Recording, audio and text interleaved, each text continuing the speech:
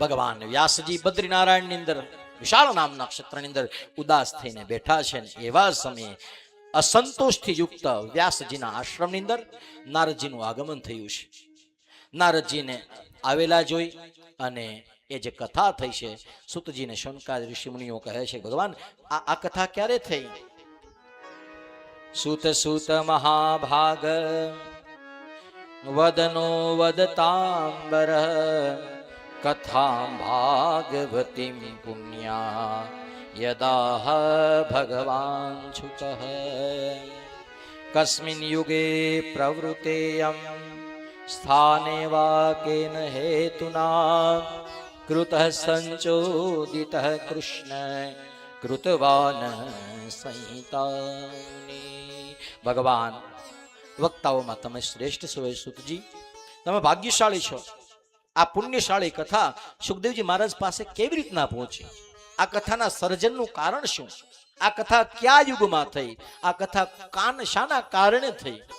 એ મુનીશ્વર કૃષ્ણ દ્વૈપાયન વ્યાસે આ ભાગવત કોના કહેવાથી સર્જન કર્યું, કોના કહેવાથી ગ્રંથ લખ્યો છે, એ મને કહો. અને ત્યારે ભગવાન શૌનકાદિ ઋષિમુનિઓના પ્રશ્નના જવાબ રૂપે સુતજીએ કથાનો આરંભ કર્યો છે.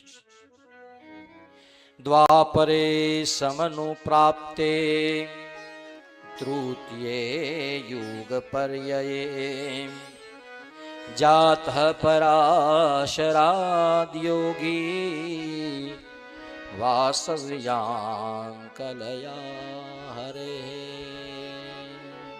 આ વર્તમાનના ચતુર્યુગમાં ત્રીજો યુગ એટલે કે દ્વાપરની અંદર સત્યવતી ને ત્યાં ભગવાન યોગીરાજ વ્યાસજીનો અવતાર થયો છે.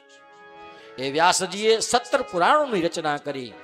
એટલા પુરાણોની રચના કર્યા પછી પણ વ્યાસજીનું મન અસંતુષ્ટ હતું, એનું મન ખિન્ન હતું અને ખિન્ન મન વડે પોતાના આશ્રમની અંદર બેઠા છે. એવા સમયે નારદજી આવ્યા છે.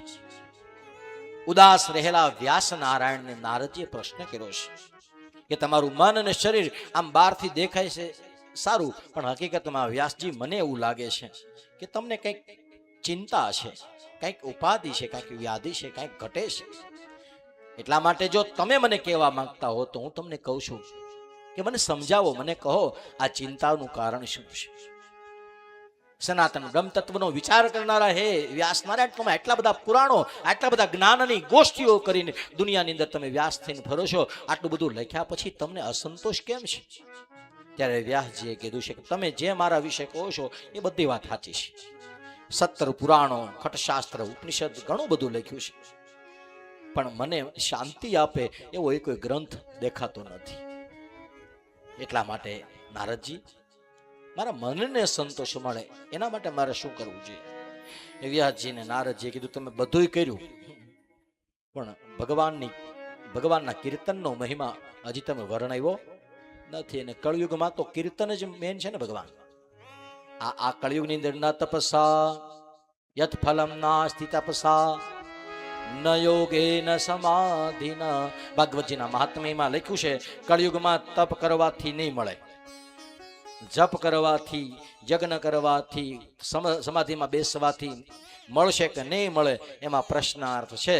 પણ 2 હાથથી ભગવાન જો તાળી પાડીને ભગવાનનું નામ લેશો તો જલ્દી પહોંચી જશો. એટલા માટે હરિદર્શનનો સહેલો ઉપાય નામ જપ જપિયા કરો. ગાઓ બધા. હરિદર્શનનો સહેલો ઉપાય નામ જપ જપિયા કરો. હરિદર્શનનો સહેલો ઉપાય નામ જપ જપિયા કરો.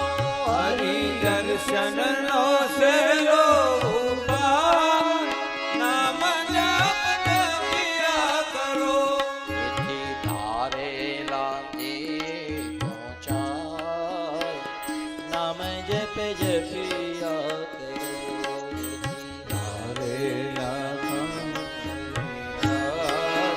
નામ જપ જપિયા કરો.